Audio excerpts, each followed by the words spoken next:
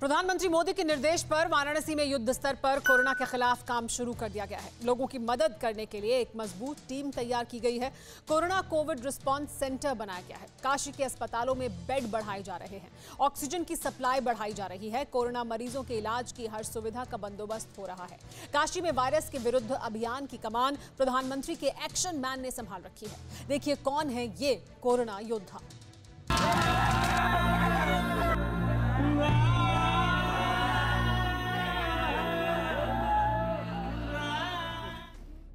जब हर तरफ हाहाकार है, चीख पुकार है, अदृश्य दुश्मन के शिकंजे में फंसे इंसानों की दर्दनाक गुहार है, तब भी हौसले से, हिम्मत से, होशियारी से कोरोना काबू हो सकता है। खूनी वायरस को बेदम किया जा सकता है। कम से कम किलर विषाणु की तबाही तो कम की ही जा सकती है। अगर शक है तो देखिए बनारस की तस्वीर, जहां प्रधानमंत्री नरेंद्र मोदी की एक पहल पर हालात बदलने लगे हैं। आपातकाल में बनारस प्रधानमंत्री के साथ खड़ा है। सड़कों पर लोग कोरोना नियमों का पालन कर रहे हैं। बनारस ने कोरोना से आर पार की जंग की तैयारी कर ली है। लोगों को जागरूक करने के साथ ही पीएम मोदी की पहल पर ऑक्सीजन की किल्लत को दूर करने को लेकर युद्ध स्तर पर काम जारी है। तो ऑक्सीजन वाले बेडों की संख्या बनारस में पीएम मोदी की पहल के बाद, उनके निर्देश के बाद 2.5 गुना कर दी गई है।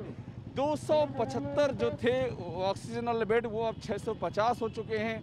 ये बनारस में इस तरह के इंतजाम करने की कोशिश की जा रही है। और जो ऑक्सीजन वाले सिलेंडर हैं उनको भी, जो ऑक्सीजन के सिलेंडर हैं उनको भी यहाँ पर एक्स्ट्रा आपूर्ति सुनिश्चित की जा रही है।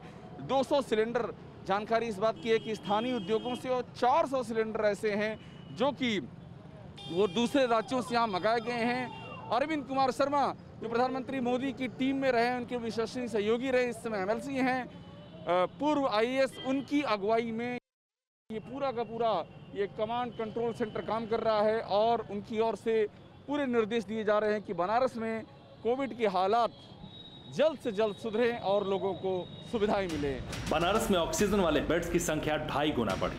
ऑक्सीजन वाले बेड 275 से बढ़कर 650 हो गए। स्थानीय उद्योगों से 200 सिलेंडर मंगवाए गए। अन्य राज्यों से 400 अतिरिक्त सिलेंडर का प्रबंध किया गया।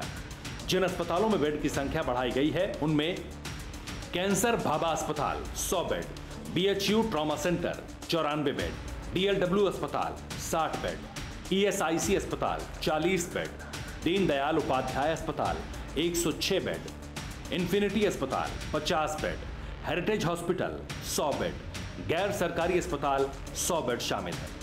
बनारस में पीएम मोदी के निर्देशों के तहत कोविड मैनेजमेंट का काम तेजी से आगे बढ़ रहा है। ये BHU का ट्रॉमा सेंटर है। यहाँ पर 94 नए बेड ऑक्सीजन की सुविधा वाले यहाँ पर बढ़ाए गए हैं। ट्रॉमा सेंटर में देखिए यहाँ लिखा है ट्रॉमा सेंटर और सुपर स्पेशलिटी चिकित्सालय।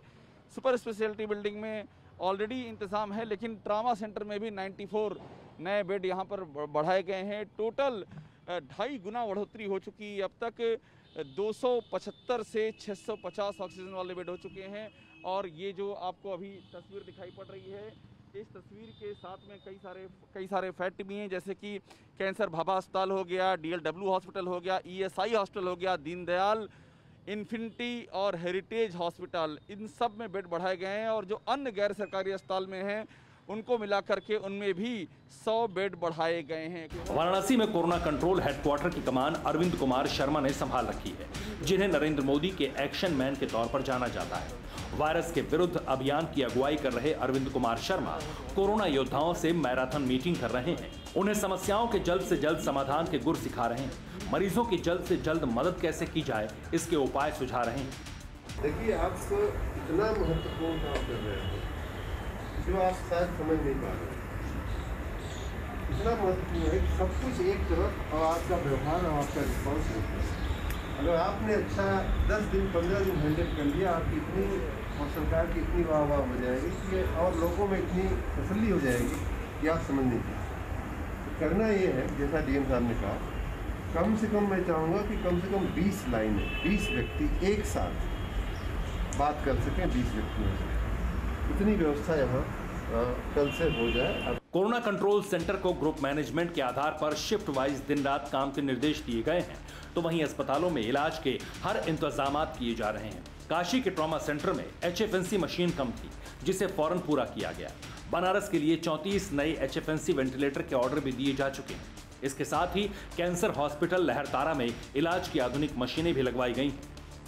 बनारस में वेंटिलेटर की संख्या बढ़ाने पर भी तेजी से काम हो रहा है। HFNC वेंटिलेटर जो अभी तक 54 थे, उनमें 35 और भी इजाफा किया गया है संख्या में, और ये भारत सरकार और CSR के तहत मंगाए गए हैं। लगातार ये कोशिश की जा रही है कि जो गंभीर मरीज हों उनको वेंटिलेटर का संकट ना होने पाए, और ये जो कोविड मैनेजमेंट यहाँ पर कोविड कंट्रोल रूम है वो लगातार इस काम में जुटा हुआ है। बनारस में कोविड की जो भयावहता है उसको कंट्रोल में करने के लिए ऑक्सीजन और वेंटिलेटर और साथ में बेड और लोगों को जागरूकता हर स्तर पर काम जारी है। सारी व्यवस्था चुस्त दुरुस्त रहे, हर योद्धा फर्ज पर डटा रहे, खुद की हिफाजत करते हुए दूसरों की जिंदगी बचाने का बीड़ा कैसे उठाएं, इसकी सलाह अरविंद कुमार शर्मा हर कोरोना वॉरियर को देते देखे गए।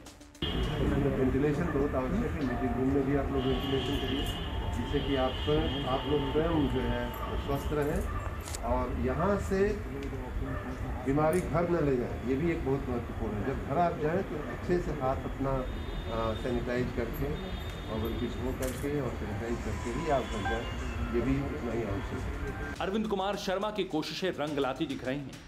Kashi Covid response centre 24/7 active है, जहां 20 लोगों की फरियाद एक वक्त में सुनी जा रही है।